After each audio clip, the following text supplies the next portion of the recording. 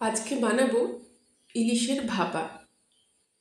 ইলিশ আবার সবারই প্রিয়, সবাই খেতে ভীষণ ভালোবাসে। মাছটা দেখতেও রান্নার পরে খুব সুন্দর হয়েছে। নিয়ে নিলাম সর্ষে, দুই ধরনের, সাদা কালো আর পোস্ত। এবার ওটাকে আমি ভালো করে বেটে নেব। বাটার সময় দিয়েছি দুটো কাঁচা লঙ্কা। ইলিশ মাছগুলো একে একে সাজিয়ে নিলাম।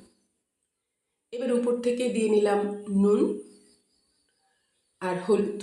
হলুদের পরিমাণটা চাইলে আরও একটু কমও দিতে পারেন। বেশ খানিকটা কাঁচা লঙ্কা। ইলিশ মাছে কিন্তু কাঁচা লঙ্কাটা খেতে দারুণ লাগে।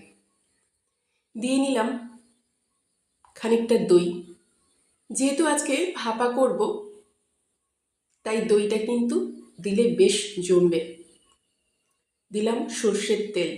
এই সর্ষের তেলের পরিমাণটা একটু বেশিই দেবেন। আর ওই বাটা কালো সর্ষে, সাদা সর্ষে, পোস্ত, কাঁচা লঙ্কার। এবার এটাকে একসাথে খুব ভালো করে মেখে নিতে হবে। এই মাখাটাই একটু বেশ খানিকক্ষণ রেখে দেবেন, হাতে যদি সময় থাকে। খানিকক্ষণ রেখে দিয়ে ম্যারিনেশনটা হয়ে গেলে মাছটা খেতে আরও বেশি ভালো হবে। মাছটা যেহেতু মাখার উপরেই রান্না, অন্য করে ভাজাভাজি কিছুই হবে না, তাই মাখাটা যেন খুব সুন্দর হয়, প্রত্যেকটা মাছেই যেন মশলা লাগে আর নুনটা ঢোকে। একটা টিফিন কৌটো নিয়ে নিলাম, তার মধ্যে দিলাম সামান্য সর্ষের তেল।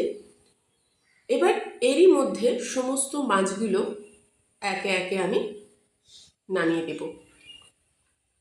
ইলিশ মাছ যেহেতু খুবই নরম, খেয়াল রাখতে হবে যেন ভেঙে না যায়।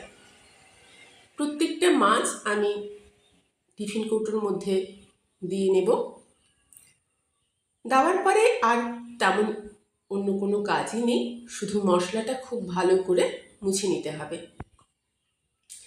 যে যতটা পরিমাণ রস খেতে ভালোবাসবেন সে ততটাই রস দেবেন। আমি যেহেতু আজকে কোনো ডাল করব না, তাই রসের পরিমাণটা একটু বেশিই রাখবো। আমি আরও একটু জল, পরিমাণ মতো নুন দিয়ে ভালো করে মিশিয়ে নিলাম। এবার ঢাকাটা বন্ধ করে দিলাম। কড়াইতে জল দিয়েছি, জলের উপর একটা স্ট্যান্ড দিয়েছি, স্ট্যান্ডের মধ্যে এটা বসিয়ে এবার আমি ঢাকা দিয়ে নিলাম। বেশ খানিকক্ষণ রান্না হয়ে যাওয়ার পরে ঢাকাটা খুলে, ঢাকাটা আস্তে করে খুলতে হবে, খুবই গরম থাকবে। আবার একটু কাঁচা তেল আর দুটো লঙ্কা দিয়ে আবারও একটু ঢাকা দিয়ে ভাপে রেখেছিলাম। এবার একটা চামচের সাহায্যে রসটা তুলে নিয়ে নুনটা আমি টেস্ট করে নেব। যদি প্রয়োজন লাগে কারোর সে দেবে। আমার রান্নাটা প্রায় শেষ, দেখতেও সুন্দর হয়েছে। এবার শুধু থালায় যাওয়ার অপেক্ষায়। আমি টিফিন কৌটোর থেকে আবার ঢেলে নিলাম। রান্নাটা কিন্তু আমার একদম রেডি। ইলিশের যে কোনো রান্নাই ভালো লাগে, এইভাবে ভাপা করলে দই দিয়ে সত্যিই সেদিন জমে যাবে। খুব সুন্দর হয় এই রান্নাটি।